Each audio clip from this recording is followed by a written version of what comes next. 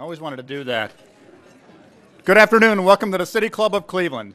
I'm City Councilman Tony Brancatelli and privileged to serve the City of Cleveland and represent Ward 12.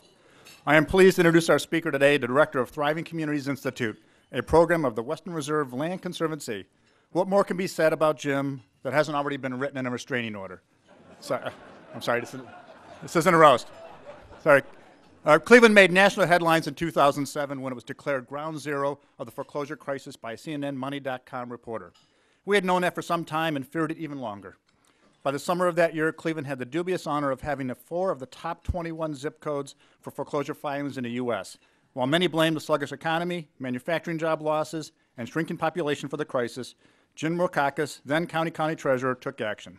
If you go back to the archives of any local news organization, you'll find interviews with Jim about the coming wave of foreclosures, interviews that predate any of the national coverage that was out there.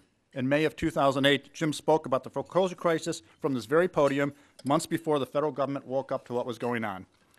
Jim helped write and advocate for House Bill 294 that streamlined the foreclosure process for abandoned properties. He took the leadership role in creating the county's Don't Borrow Trouble mortgage foreclosure prevention program, and he was the driving force behind the establishment of the Cuyahoga County Land Revitalization Corp., commonly known as the County Land Bank.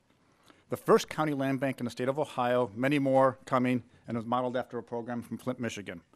All of that makes Rokakis quite uniquely qualified to lead the Thriving Communities program, which is focused on transforming vacant and unproductive properties, 15,000 in Cuyahoga County alone, through the establishment of county land banks throughout our region. Mr. Rokakis is no stranger to the trials and tribulations of our county.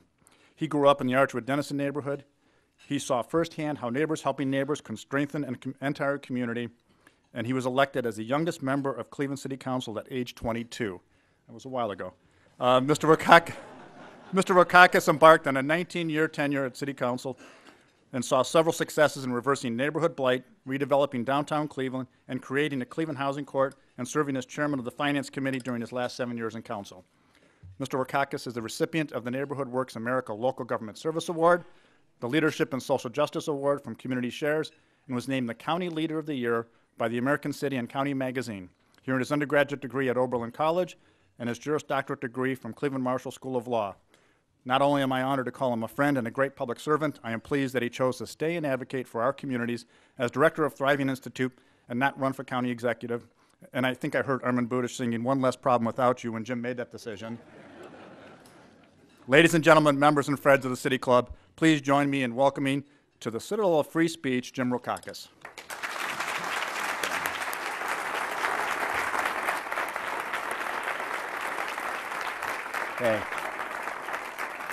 Thanks to Dan Moulthrop, Homer, thank you, and thanks to Tony. Really honored to be introduced here by Tony. Tony is one of my heroes, and I have a couple. I'll tell you about the other one in a minute. Tony has served at the epicenter of the foreclosure crisis. He served with grace under fire.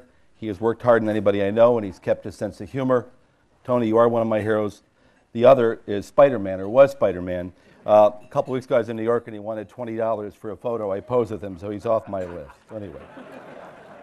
So, 19 years in Cleveland City Council, 14 as county treasurer, the last 3 witnessing that unfortunate meltdown in county government, which resulted, as you know, in indictments of a lot of folks and the abolishment of my office as an elective office. So, ultimately a new form of government.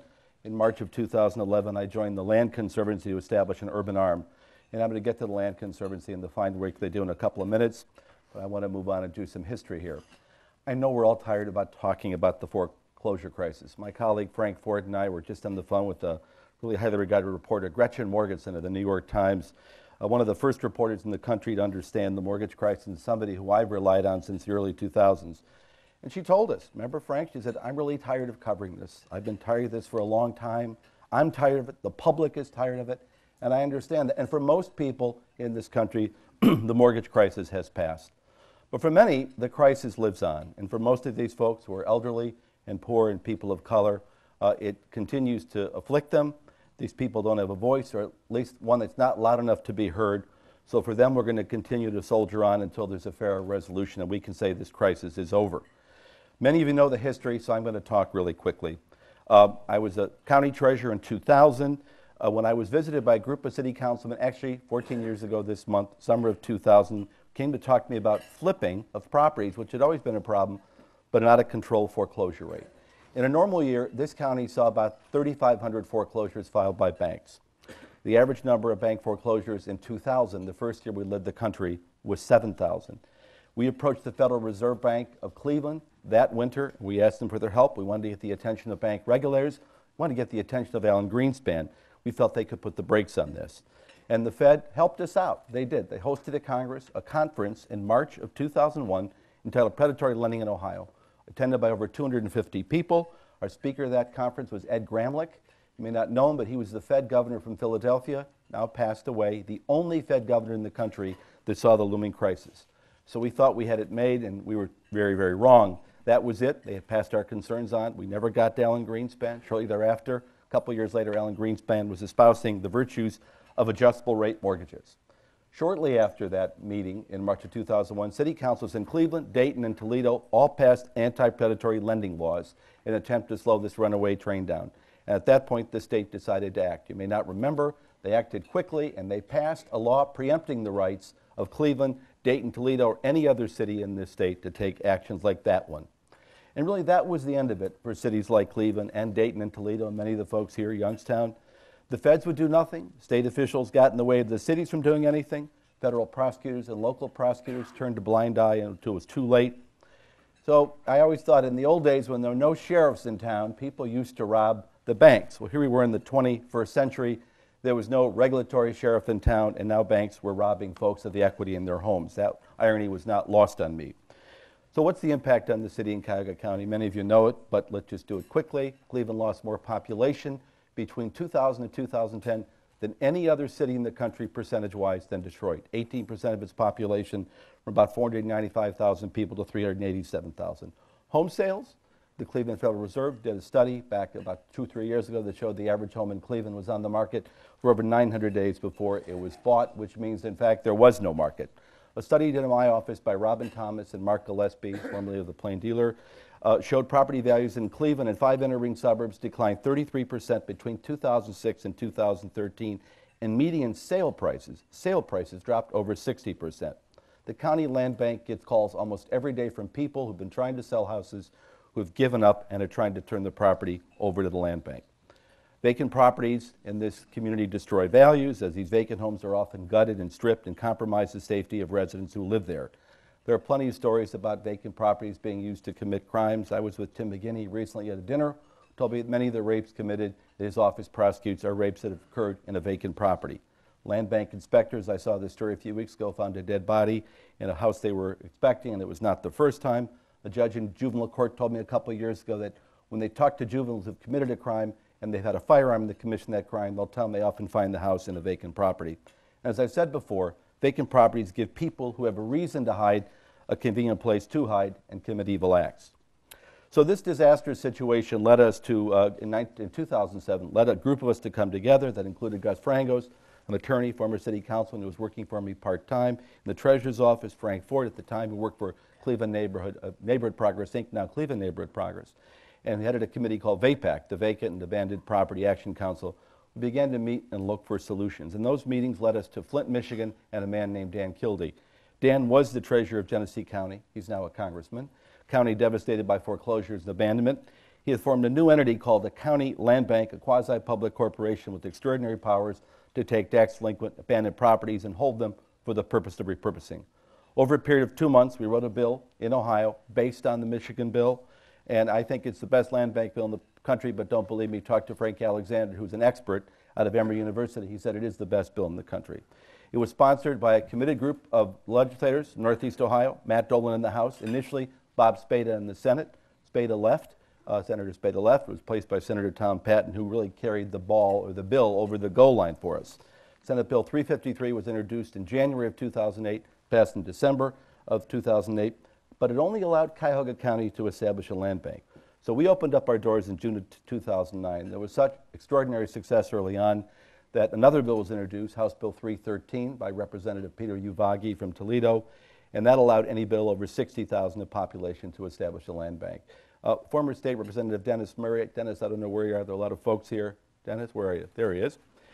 Played a critical role in the passage of the bill, and he's why we have a land bank today in Erie County. There are a lot of land banks here, so I'm going to be parochial, but I think the Cuyahoga County Land Bank is the best in the country. They're the go-to organization for cities, community development organizations, and concerned neighbors all over the county. They're why I'm so optimistic about this community's ability to deal with the scourge of vacant properties. The Land Bank has removed not only 3,000 vacant properties since 2009 blighted structures, but they've rehabilitated, and this gets lost, 1,025 properties as of yesterday.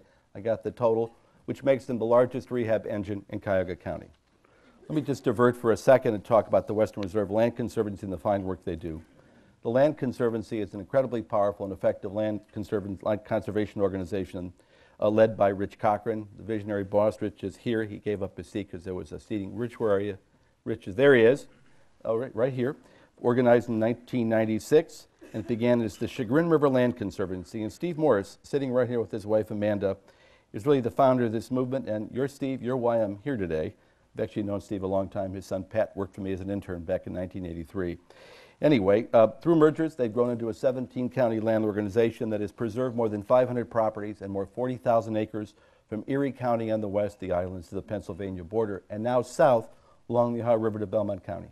In 2008, when Rich Cochran, the Land Conservancy CEO at the time, still is, and I first discussed how a land conservation organization might bring its skills to benefit people in urban areas, in cities also like Akron, Kent, Lorraine, Youngstown, Warren, all part of our service area, we agreed that setting up land banks in those counties is a great place to start. Today, 3 years after forming thriving communities, every eligible county in the Western Reserve has a land bank, with the exception of Geauga and Medina counties. But our work has taken us out of Northeast Ohio. We've been involved in setting land banks up all over the state of Ohio. In fact, we now have 22 in the state, and we have land bank reps here. I saw Matt and Deb here from Mahoning, Trumbull, Lake, Erie, and there may be others. They're all here today, and they're all doing great work in their individual communities. It's an essential step because county land banks are now eligible for funding that other counties without land banks are not. Our land protection team has done such fine work throughout the region, now with the assistance of Sarah Risner, has done some great work here in Northeast Ohio. They saved a forest recently in the city of Maple Heights, wetlands in Highland Hills. They've purchased a landfill in Old Brooklyn that's going to connect the zoo to the towpath trail, protected land in an urban watershed in Glen Willow, and there are other projects. There are a lot of strategic opportunities to preserve properties with natural resource significance, to create access to the outdoors, green space, and recreational opportunities in our region.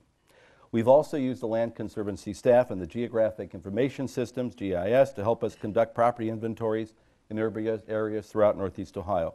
We surveyed every property in the cities of Lorraine, Akron, and East Cleveland. And I see Travell Harp here, Noah, who led this effort for us in East Cleveland, and also in the Buckeye, Woodland Hills, and Mount Pleasant neighborhoods in the city of Cleveland.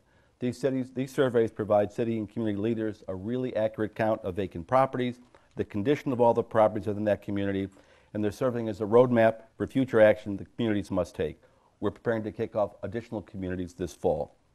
Some of the most important work we're doing is through a generous grant from the state, Luke's Foundation. I know they're here, board members, and I know Ann Goodman is here. Began, I believe, on August 4th, and her new role as CEO and president. In that community, we've undertaken a complete survey, again, of every residential property in a significant cross-section of the Buckeye and Mount Pleasant neighborhoods. This is an area of special focus for the foundation. What has the foreclosure crisis done to that neighborhood? In our survey, we inventoried 13,500 residential and tax-exempt parcels. 70% of those structures are occupied, 17% are now vacant lots, and 12% are vacant structures, of which 1,100 are highly distressed. The 70% is the good news, reflected in the homeowners and the residents who work hard to maintain their properties. Our work must be focused on the vacant and distressed structures that drain the vitality from that community. We're moving forward on the St. Luke's project with a group of partners, many of whom are here today, including community development corporations, many gifted residents, again, who are here today, and an emerging green strategy. And we also have an eye towards historic preservation. We've engaged the Cleveland Restoration Society throughout our work to tag historically significant properties and, if possible, save them from demolition. But by far, the most significant work that we have done to thriving communities is identifying demolition dollars and helping to raise more than $182 million towards the removal of vacant and abandoned properties in the state of Ohio. I tell the story of the time I was in Youngstown a few years ago, and I met with the mayor of Youngstown, not there now. We said, you know, we really would like you to have a land bank. And he cut me off in my talk. He was very direct. He said, you got money for demolition? And I started to give him an answer, and he cut me off again. He said, look, he said, if you can't find money for demolition, as far as I'm concerned, land bank is like a new car with no gas. It's nice to look at, but it takes me nowhere. So I went back to Rich, I went back to the board, and I said, we have to find a way to raise money to help these communities remove vacant and abandoned properties. A number we estimated to be about 100,000, state of Ohio. First person we approached in an effort to raise this money was the Attorney General, Mike DeWine. He was part of a 50-state lawsuit against the 5 largest banks in the country, engaged in fraudulent foreclosure actions. The lawsuit, known as the robo-signing settlement, was settled for $25 billion. Most of this money went to people who took out mortgages and were foreclosed illegally, but every state received a settlement as well. Ohio's share of that settlement was $93 million. Almost every Attorney General, certainly the significant percentage of them, gave the money back to the general fund.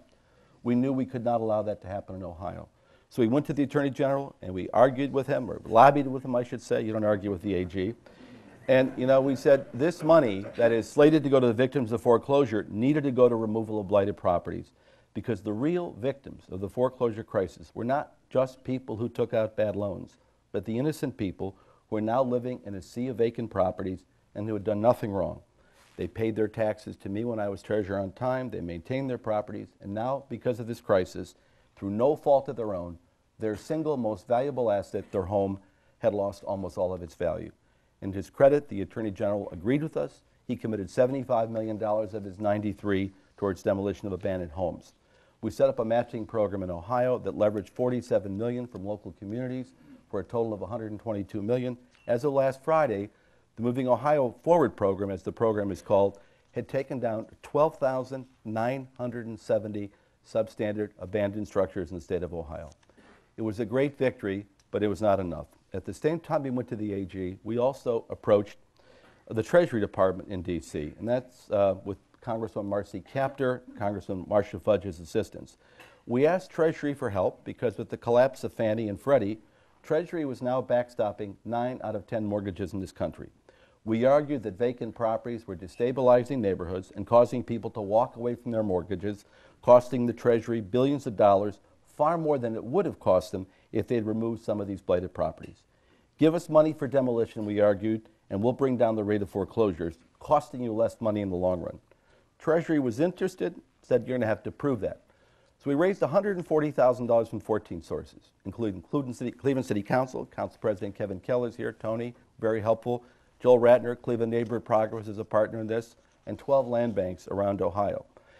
And through this study, we're able, in fact, be able to prove that through increased demolitions, we did reduce the rate of foreclosures. Through additional research and some help from somebody in Treasury, we were able to identify where these excess dollars could be made available for demolition, something called the Hardest Hit Fund. The study worked. The White House began to call our office last January. After 4 months of exchanging data, they said they were convinced, even though it was 6 months ahead of the study. And in June of last year, they announced they'd allow reallocations of hardest hit funds. Michigan moved $100 million. Ohio moved $60 million. Cuyahoga County is getting $10.3 million of that, and I imagine most of that money, I've been told, will be spent within the year. That's how great the demand is. So how great is the demand? How much do we need? Working with Case Western Reserve's data system, Mike Schramm is here from NeoCandu, and using a combination of postal data and local government agency sources, Frank Ford in our office has estimated there are 25,000 vacant structures in the county and about 15,000 in the city of Cleveland. Of the 15,000 vacant houses in Cleveland, just under 8,000 were identified by the Cleveland Building and Housing Departments as likely demolition candidates. Similar accounts are not available for all the suburban municipalities, but a survey we just did in East Cleveland said there's about 1,000 demolition candidates in East Cleveland, and we estimate another 1,000 in the suburbs combined. So that's about 10,000 properties needing demolition out of a total of 25,000 vacant houses, about $100 million. That's why the announcement by County Executive Ed Fitzgerald in March was so critical. The State of the County speech he gave in March, the executive announced he wanted the county to issue a $50 million bond to help eradicate blighted properties in Cuyahoga County.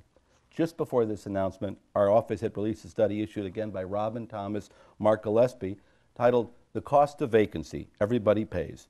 The study demonstrated that the loss of property values in the city of Cleveland and the 5 inner-ring suburbs had shifted $45 million in tax obligations to the more stable communities in Cuyahoga County. Communities like Lakewood, Rocky River, Strongsville, Brecksville, Chagrin Falls, any community that did not suffer significant loss of values. Before the collapse of the real estate market, a 1 mil tax levy would raise $30 million countywide. After the collapse, 1 mill would only raise $25 million. That meant that the request from the 4 entities that rely on countywide property taxes, that includes Health and Human Services, Cuyahoga Community College, Metro Parks and the Port Authority, needed to ask for higher millage to get to the amount they'd raised before when values were higher.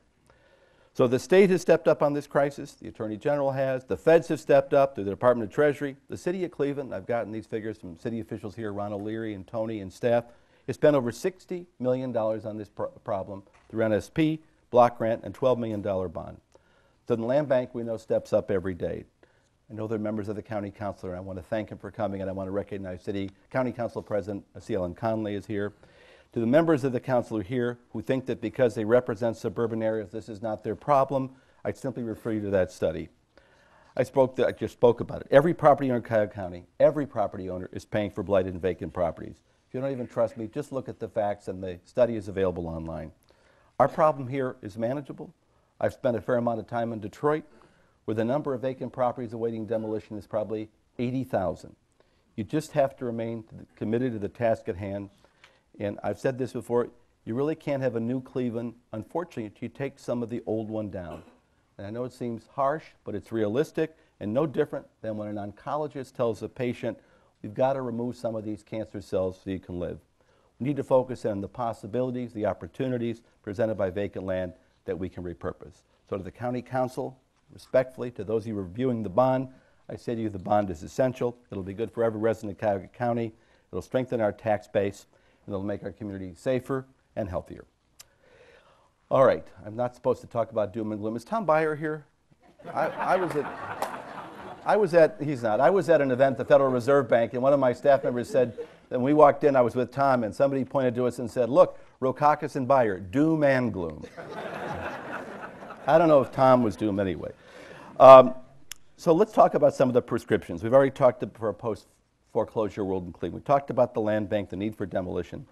Thriving communities in the Western Reserve Land Conservancy and a group of partners, Cleveland Neighborhood Progress, Land Studio, and many others in the room, are going to set out on a plan to reforest Cleveland, Ohio. Everybody knows we were once the forest city, but as development took off, we grew to a city of over 900,000 people. Much of the green space in the city and much of the tree canopy was removed.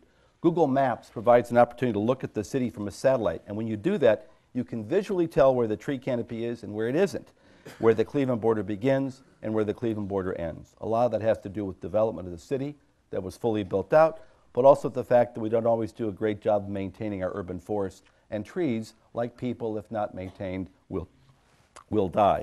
Excuse me. So the County Planning Commission and Cleveland Metro Parks recently did a study of Cuyahoga County's tree canopy that showed that the tree coverage ratio in Cuyahoga County is about 38%, but the tree canopy cover ratio for the city of Cleveland is less than half of that, 18%. And in some neighborhoods, the number hovers at around 10%. Last year, our office discovered and helped write for the city of Cleveland a grant to the Great Lakes Restoration Initiative that awarded the city $250,000 to plant 1,500 trees in 4 Cleveland neighborhoods. This grant, written by Sarah Risner and Janita McGowan from the Office of Sustainability, will result in trees being planted in these neighborhoods as just the start of a program we hope to kick off in Cleveland. Pittsburgh, Pennsylvania is where we look for a model. They have a successful program there called Tree Pittsburgh. In that program, hundreds of volunteers are trained in the planting and maintenance of trees. Actually, there's 1,200 volunteers there who've gone through an 8-hour training session, and they've received the designation of tree tender. They've been part of an effort that's planted over 20,000 trees there since 2006, but more importantly, those trees have only a 10%, less than a 10% failure rate. So they've planted them and they're still there.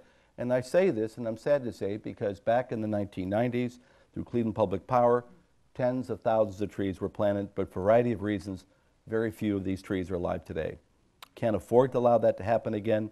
For a program like this to work, we can't rely on government and the vagaries of budget cycles. We really have to rely on the public and volunteers. That's what they're doing in Pittsburgh. We can do that here. We have to make the citizens of this community aware of the fact that trees do more than provide shade in summer. And it's been, as my constituents reminded me when I was city councilman, that they drop leaves in the fall. You probably know that. I talked about it with Kevin. We talk about trees. When you're a councilman, for every request I had to plant a tree, I probably had 10 to get rid of a tree. But in any event, so there's a famous African proverb I love to quote: the best time to plant a tree was 20 years ago. The second best time is today. There's another opportunity. Okay, Dan, here's the controversial part of this, to create open space, improve water quality, plant trees, and create more green amenities, and that involves the Northeast Ohio Regional Sewer District. They're embarking on a $3 billion combined sewer overflow plan that relies very heavily on gray infrastructure, huge underground tunnels that some number of days per year during periods of heavy rainfall will have sewer overflow directly placed into these tunnels. Officials at the authority say this is the only way to meet the stringent EPA requirements and gives them no choice, and I respectfully disagree. I don't really think we've given green infrastructure a proper hearing. The 2 to 3% they're dedicating to green is inadequate. Just look around the country. St. Louis is saving $1 billion on their plan while beautifying neighborhoods. Philadelphia is saving over $2 billion saved on their plan while going green. New York, $1.5 billion. Columbus just stopped digging underground tunnels and plans 600 acres of green infrastructure to keep stormwater out of their sanitary sewers. And I can go on. The list is long. As it stands now, I believe our plan to be the grayest in the nation. There are thousands of abandoned homes and land bank parcels in Cleveland that are available and lie in the exact areas that have combined sewer overflow problems. How we are not matching up this challenge with the opportunity, I do not understand. Sewer district should initiate a national challenge to firms that design green infrastructure and tell the winners that we'll pay it not only with fees, but we'll give you a percentage of the savings. I really believe that there's an opportunity there, and if we're proven wrong, that's fine, but I do know this. Once they started to dig those tunnels, we can't go back. Cleveland Neighborhood Progress has been involved in a nationally recognized program called Reimagining Cleveland. I don't know if Terry Schwartz is here. It's a great program. They've repurposed almost 400 vacant lots into community gardens, pocket parks, and other green amenities. They've served as a true thought leader in this area, but as I was telling Joel Redden the other day, those repurposed lots only represent 2% of the vacant lots in the city, which is why we have to look at other macro solutions. How am I doing on time? 2 minutes. Oh, that's not good, Dan. 2 minutes. Here goes. One of the things we've talked about other cities are doing are decommissioning streets. Where there have been neighborhoods that have been vacated and there's no immediate opportunity, the decommissioning of streets would be removing infrastructure, daylighting streams, and going back to nature is a really wonderful opportunity. And I do know this, nature brings people together. We just did a project in North Kingsville in Ashtabula County. They're about to clear cut a forest. Neighbors came together, they rallied around the project through bake sales and raffles and the help of the Land Conservancy. They saved the 28-acre forest. I have to talk about metro parks quickly. Brian, have any of you seen Wildwood or Edgewater lately? How clean and safe these parks are? Have you been to Edgewater? Yeah, wait, that's too much of my time. We'll clap afterwards. 12 to 14,000 people there. The credit goes to you, Brian, and the bold vision you've given us at the metro parks. I believe that metro parks is going to be a regional partner with us as we move forward. We trust them, and they're an essential part of the long-term solution. 1 minute? All right. I've never been this excited about the future of Greater Cleveland. Richie Papernin, who was here, it's not just the convention or LeBron coming back, though that's worth real economic dollars. There's a real economic engine through the Cavs, but it's not just that. It's the vitality that I've seen infused in this area by young people. Richie showed me these stats are amazing. Our metro area gained 40,000 people with college degrees in the last 6 years. College-educated 25 to 34-year-olds have increased in Cleveland by 68%. We're 8th in the nation, the workers between 25 and 34 who will graduate or professional degrees. That's what I find encouraging. That's going to be the stuff that sustained us. These young folks, quickly I'll tell you, my daughter is here. A couple of years ago I expressed some concern about something. I love to tell this story. And she cut me off respectfully and she said, Dad, my generation does not have your hang-ups. I get it. So here's my point. I have one set of glasses. The young people in this room have another set of glasses. It's why I'm so excited about what's going on in Cleveland.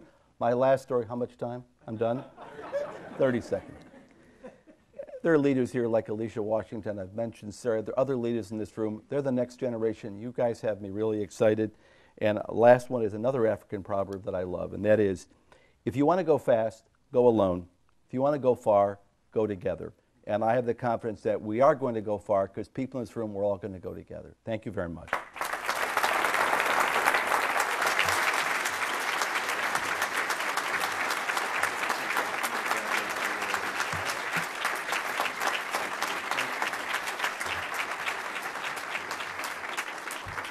Hello, ladies and gentlemen. I'm Dan Moulthrop, the CEO here at the City Club of Cleveland. And today at the City Club, we're enjoying a Friday forum featuring Jim Rokakis, Vice President at the Western Reserve Land Conservancy and Director of the Thriving Communities Institute. We'll return to our speaker in a moment for the traditional City Club question and answer period.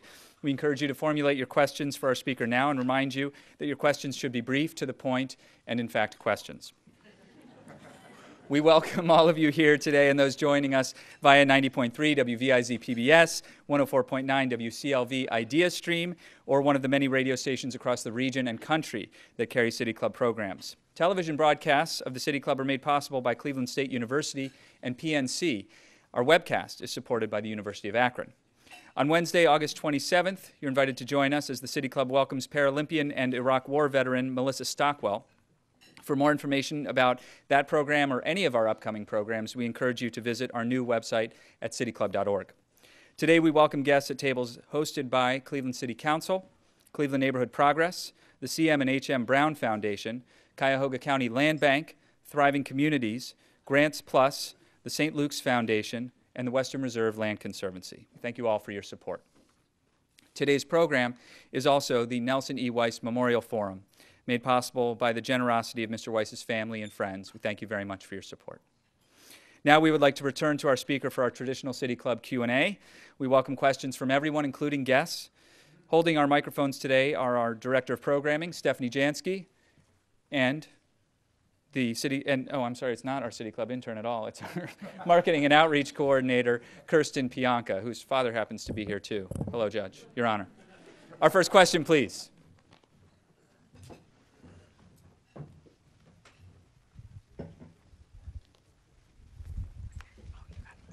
Thank you. Jim, you talked a lot about demolition, and I just wanted to ask about rehab. You did mention that the land bank does rehab, and I wondered if you could talk about the criterion for choosing the houses that are saved. Do the municipalities, I know we have a lot of them in Cuyahoga County, are they involved? What makes that decision process work? Well, this issue of demolition versus rehab is often misunderstood in policy circles. Demolition is a tactic. It's not a strategy. It's an effective and needed tactic. And I had a number of quotes I couldn't get in because they cut me off too early here. You talked too long, Tony. But Alan Malik wrote a book called Legacy Cities, and I just wanted to quickly refer to something he said. It's a great quote. The goal of every legacy city with respect to its land inventory should be to achieve a balance of supply and demand to assure productive use, whether through development or green uses, such as open space for farming, for every parcel in the city, and those uses complement the city's overall strategy for revitalization. And Richie, I'm going to quote you. Richie did a study for us as well, and he said, in other words, demolition, while a prerequisite in many areas, is part and parcel of a revitalization framework, not revitalization in itself. You have to pair demolition with initiatives that match asset landscapes of the Cleveland markets. So, I don't make the decisions. I think the land bank, and you're best to ask him. I don't know if you've been up here for a Friday forum, Gus. Maybe they'll ask you. But those decisions are local. We have people here from South Euclid and Cleveland. Those decisions are local. I know that where a community organization wants the property because they want to repurpose it, there are relationships we have with many CDCs where the property moves to a CDC and it's rehabbed. But again, those decisions are local, and I have to tell you, revitalization and rehabilitation, I think the ratio that they've hit on, right now it's about 2.8 demolitions for every rehab. And I'd like to think that we've taken down the worst of these properties, we can change that ratio. You just have to ask yourself, if you are, and I had this conversation with somebody recently in South Collinwood, they said that we'd like to invest in the needed repairs. In their case, it was a furnace or a roof, I forget. But they live next to a house that had been vacant for years, across the street from two others, and they're unwilling to write that check if they felt that investment would go to waste. And I would tell you that when you take these properties down, I think you can stabilize markets and then rehab becomes more viable. I know that Robert Klein is here today with, Robert, where are you? Over here. And they're doing a project in Slavic Village with 4 cities with Safeguard Properties called the Slavic Village Recovery Project, where they are going into an area of Slavic Village and they've got 3 strategies. They take the worst of the properties down, They rehab houses that can be rehabbed and sold. And they don't do an extensive rehab. They do what needs to be done. They put it on the market for a very affordable amount of money, and they work with people in the community to rehab the other properties. I think that product can work. Frank Ford did a study through, at the time, Cleveland Neighborhood Progress with Harvard University. They looked at different models of rehabilitation. And you have to do what's sustainable. And there was a program called NSP a few years ago that spent $9 million rehabbing 50 houses. That comes out to $180,000 a house. The subsidy in each of those houses, I believe, was $90,000 to $100,000. That's not sustainable just because of what's going on in Washington. Those funds, I think, aren't going to be as plentiful as they once were. So I hope I answered your question. Jim, you and the Western Reserve Land Conservancy have certainly done an outstanding job. You've taken abandoned homes and converted them into green areas. Many cities in the United States have the same problem of abandoned homes. And to what extent has the Western Reserve Land Conservancy and you made any effort to teach some of these other communities the techniques and the resources that you have found to make this possible? It would sort of be a franchise without any charge. Yeah. Thank you, Mr. Edelstein. Thank you. So I spent much of Sunday, I don't know if you know this, Matt, you know, I was in Warren for much of Sunday. So I was in Warren with a man named Dennis Blank, who has started a program called Greg's Gardens, where they're taking gardens and they are taking vacant lot and planting gardens in memory of a Warren resident who was killed in an automobile accident. And one of the things I did there was we visited some properties, abandoned land and an abandoned factory owned by GE. So one of the things we do at the Land Conservancy, we can reach out to the owners of those properties and we'll see if we can't broker a deal where we bring those properties into the Trumbull County Land Reutilization Corporation and also see if we can't raise money for demolition. So part of what we do with the Land Bank Network, and we have our annual convention in September, 11th and 12th at the Westin Hotel in Columbus. You can go online and sign up if you'd like. So we take these practices we've used here and we meet actually quarterly, but annually we have one meeting where we impart these best practices and share. That's what this is about. Remember, we want to go far, so we're going to go together. And the challenges are really great, honestly. A lot of these communities, it is an uphill slog. So we don't have all the answers, but the one thing the Land Conservancy does well is match up needs with various programs that I'd never heard of before I went to work for the Land Conservancy, the WRRSP, I don't know, you guys know. All those things you do, Rich. Those meetings you guys have when you have land protection projects, you know those, Steve. So that's what we'll do and we'll continue to do. I hope that's your answer. And again, I want to really recognize Deb Flores here as well. The land banks have just been doing great work. Now, Matt is with the Trumbull, Warren, Ohio. Deb is with Youngstown's, Mahoning County. Who else? I know that we have, who else? What are the land banks? We have Erie County. Erie, back here. They all do good work. They have a neat program in Sandusky called Mow to Own. If you want the lot, you have to mow it. You like that?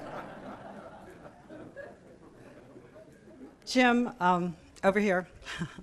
Jim, I understand that there are a number of abandoned houses in the city of Cleveland that are owned by companies.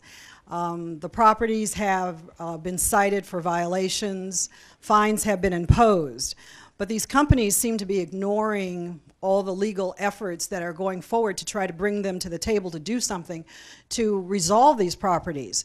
So is there any viable or effective way of getting the attention of these companies to come in and do something with these abandoned properties so that something can happen to move them?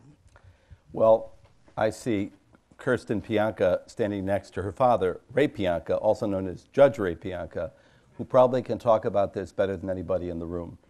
This has been an ongoing struggle, as you know. I will say this, you have to know that at least with the creation of a land bank here, the worst of those landlords, and I have to say it, the worst of those landlords had the title HUD associated with those properties, and Fannie Mae. What they were doing before the land bank was formed is they were dumping these properties off into the market by blocks of 200, 300, 400 at a time, not all here.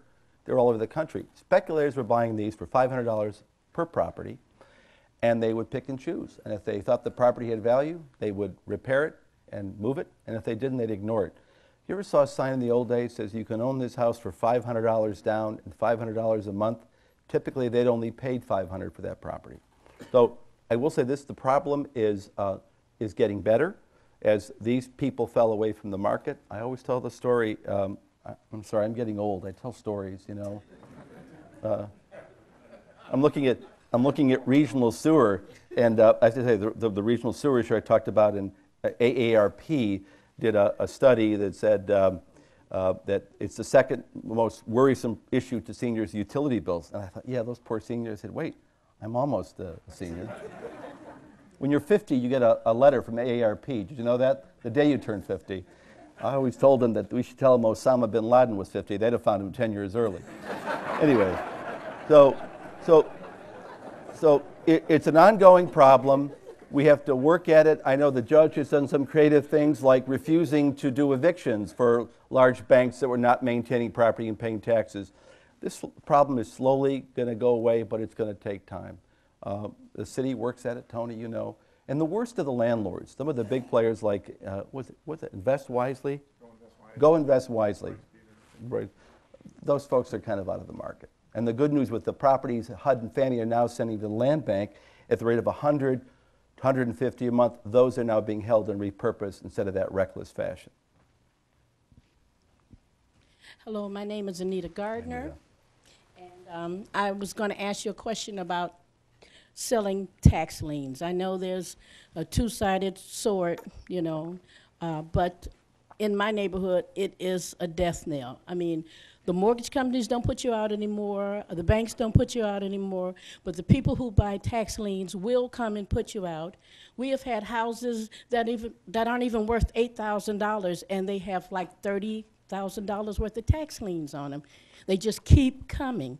And the people that come and put you out, they abandon the house, then they don't pay the taxes, and then we have the people that come and borrow things like windows and stairs, and next thing you know, we have another devastated property. Well, we need help here. I know, Nia. So sometimes you make sure that when they introduce you, they talk about the great things you do. You don't necessarily ask that they talk about some things you did that maybe weren't so good. So the tax lien law in Ohio was written by a group of us and led by me, and I admit that openly, back in 1999. We looked at tax liens as a way of going out and collecting a lot of bad debt. We had, when I became treasurer, well over $200 million in delinquent tax bills. A lot of it not in your neighborhood, but a lot of it with folks around the county who knew how to game a system. And what they would do is they would pay a tax bill and then not pay for 3 or 4 years, and the county prosecutor would take them to foreclosure, and then they could, by law, go in, demand a payment plan, and they did, and they'd start the cycle all over again. I'll never forget the time we passed the bill and we sold the first set of tax liens. A lawyer called me and said, "You can't do this to my client. He's 78 years old." And I remember looking at the screen and I said, "Yeah, but he stopped paying taxes when he was 55. Because it was true. He had only paid 4 times over that long period. So it became a great tool. And the companies that did it were respected companies, and we had control of them, and we had some early success, and they worked with us, and we could switch liens out, and we could be, in effect, the block between the taxpayer and an abusive company.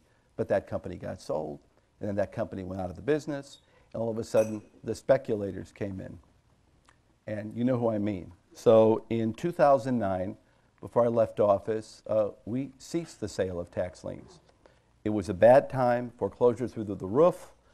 We were hearing these complaints, and I said, let's just stop. Let's just stop. We actually put a foreclosure moratorium in effect on tax delinquent properties, and I said, I'm not going to allow people to do through the back door what they couldn't do the front door. I know there have been efforts led by Frank Ford and a coalition of people in this room, Kamala Lewis and others, Sally and others, who are working with the county and the county treasurer.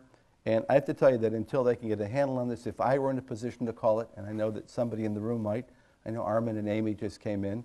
They had to choose between being here and being at the feast. So it's either the 200 people here or 20,000 people in Italy. So they just walked in, and I'm glad you're here.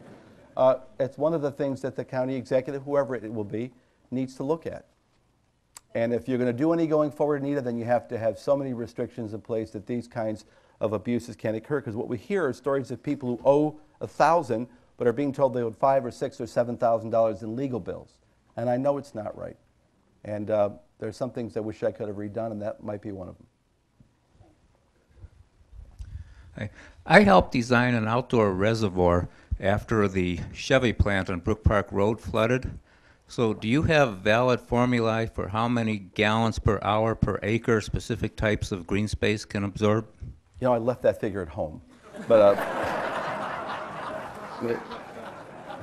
look, I'm not a scientist, I'm not a hydrologist. All I know is that I see people doing this all over the country. I'll tell you what, I know a mature tree keeps 40,000 gallons out of stormwater. You cannot. Okay, well that's fine. I know I've seen you here before. You're a skeptic. That's fine. I suggest you talk to Mayor Bloomberg, who led the charge there. He's a pretty good guy. Or go to Philadelphia, or go to Columbus, or go to Mayor Plisquelic in Akron to put the brakes on. And I'm telling you that once we start digging those tunnels, there's no going back. All I know is that cities all over the country are doing this, and I'd like to think we can too. Over here, Jim. I'm sorry. Thank you for your great service. And I apologize for asking a personal question, but there's a lot of people that have put me up to this. Actually, two personal questions. Number one, do you have a valid Ohio driver's license? And two, under what circumstances would you consider running for office again? You know, the sad thing about that first question is that question, and I know there's humor in this, that question and what's happening will prevent a lot of really important and valid issues from being discussed over the next 70 days, which is just too bad. You know, there is plenty that's right in the state and plenty that's wrong. I'd like to talk, all these people here from local government, ask them what happened when their local government funds got slashed. Ask them how they've struggled. I could go down a long series of issues, but I'm no longer in public office. I'm with a nonprofit, so I'll just tell you that the real story, that what I'm sad about, is that issues will get lost in this. And you know what? There's almost no end to it. And I was talking to a reporter at the Plain Dealer a couple days ago who asked me for a comment, and I said to this reporter, because I don't comment, because I'm not in politics anymore, I said to him, you know, you guys have a history of building people up, and then it almost seems like you then have to move quickly to tear these folks down, which gets to my second answer, and that is that public life is very hard. It's hard on your family, and it's hard on people you love. So the answer is no, and I get a little emotional because, you know, I don't know if you know what it was like. Tim Hagan was here. Those last 3 years at county government were the worst 3 years of my life. I was involved in none of it, right? And every day it was like a public autopsy. I mean, we got to points where there were stories being printed about Jimmy DeMora's prison diet. Are you serious? Do you really think that's deserving of a story on the front page of the Plain Dealer? So anyway, it's a tough business, and for people who can do it, God bless them. All I know is I'm out. I've lost 35 pounds, and I feel good. And Jeff's still doing it. It's tough. And people, and now you know what's interesting about public life? We talked about this, Tony. It's a 24/7 business. It really is. That stuff, those things you carry, this 24/7, right, Jeff? Can you hide? No. So, you know, when I left public office, when I left the county, the city council, I moved to a suburb, in part because I could not even walk in my neighborhood. I could not walk to the corner store to buy a pop or a milk or whatever without being stopped. I couldn't go to grocery stores. It is a demanding life. So to Armin, to Jack Schramm, who are doing it, God bless you. You deserve our respect and admiration. Public life is tough. I did it for 34 years. That's a long time. Good afternoon. Would you like an easier question? Sure. I hope. As you'd mentioned, Ohio received a share of the funds from the settlements against the major banks. I'm just wondering if there's any more money coming from that settlement. That's a great question. So we hope, but I have to tell you, I'm not optimistic. So we knew about the robo-signing settlement. It was a lawsuit initiated by the 50 state AGs. There have since been a number of stories, major lawsuits, one being settled with Chase, one JP Morgan Chase, one with Citigroup, and another one with Bank of America. And they've had press releases saying we're going to help distressed communities like, and they mentioned Detroit in one. And what I found really astonishing about those lawsuits is that when you dig into those lawsuits, what you find is, yeah, there are some hard dollars that go to people who bought bad bonds, people who bought bad subprime mortgage bonds. There was money in each of these lawsuits. But when you look deeper at the distressed community portion, what they're really doing is simply giving a credit to a bank for reducing interest rates on loans and lowering principal balances, which they're doing anyway. Ed Herman is here. Foreclosure lawyers in this room know that banks have been lowering interest rates on loans and lowering principal balances on mortgages for years. And they need to do it to get their books in alignment with true value properties in this country because so many are underwater. So they're getting credit for that when they're doing it anyway. And a group of us, really led by Frank Ford, put together over 100 Ohio people, and we said, stop. We don't like this. We went to the Justice Department. We brought in the special master and said, when you talk about consumer relief, you need to talk about communities like Cleveland and Dayton and Toledo. And instead of giving them credit for something they're already doing, that has to be hard. Those have to be hard dollars for distressed communities where so much damage has been done, like Mount Pleasant, Slavic Village, cities all over the country. We had the special master in. He said, you didn't move fast enough. You have to get ahead of this. So we said, fine. So ahead of the BOA settlement, which, by the way, I think is being settled today, we had mayors, letters from all over the state of Ohio, mayors, congresspeople, Congressman Martha Fudge, wrote letters to the Department of Justice, said, stop. Any relief you prescribe in BOA has to include money for cities like Cleveland. Well, it's going to be settled today. Do I think we're successful? I don't know. We'll find out by the end of the day. They have not responded to any of the letters from mayors. They've not responded to Congresswoman Fudge. And my fear is these settlements are going to continue to be hollow as relates to people in this community. It's too bad, because I don't know how many are left. They've already settled most of them. Sir, could you tell us where we can look at some of the fruits of your labors? Can you direct us to some neighborhoods where houses have been successfully demolished and green areas have been planted in their place so we can take a look at it? Well, I'm going to refer that, I know you're not answering questions. I'd refer you to Tony Brancatelli here, where the Slavic Village Recovery Project is working, or to Joel Radner here in the front with Cleveland Neighborhood Progress. Actually, is that online, the list of the, I know you had a tour last week. You'll get it, you could look at, go to the Cleveland Neighborhood Progress website and you'll be able to see some of that work. And on that point, I have to tell you, last week I spent a day with scientists down at Scott's Miracle Grow, down in Marysville, Ohio. And we were there because we were asking for their help putting together a product that might give us, I wanted to call it the land bank blend, something that you could apply to vacant lots that would give a splash of color and could be relatively low maintenance. I know they've struggled with that in Trumbull County. We spent a day with scientists. You ever been down there? It's a fascinating place. They've got 6,000 employees down there, and a lot of those folks are chemists and scientists, and they talked about the process of developing a new product. So check the Cleveland Neighborhood Progress website or check with Tony, and hopefully by next summer we'll have Land Bank Blend available. Any other question?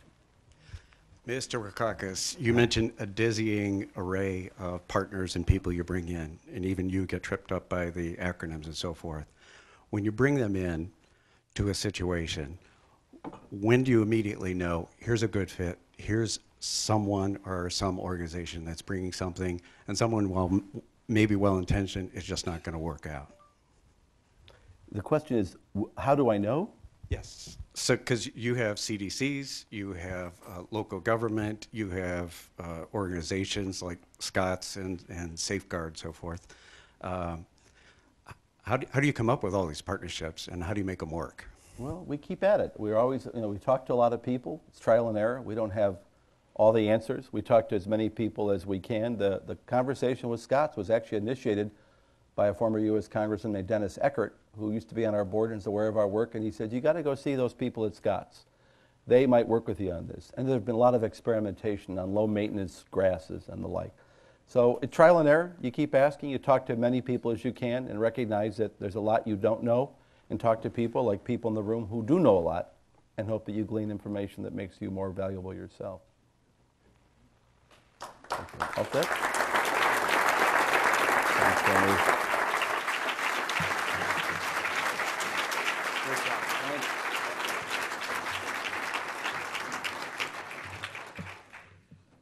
Today at the City Club, we've been enjoying a Friday forum featuring Jim Rokakis, Vice President at Western Reserve Land Conservancy and Director of the Thriving Communities Institute. Thank you, Mr. Rokakis, and thank you, ladies and gentlemen. The forum is now adjourned.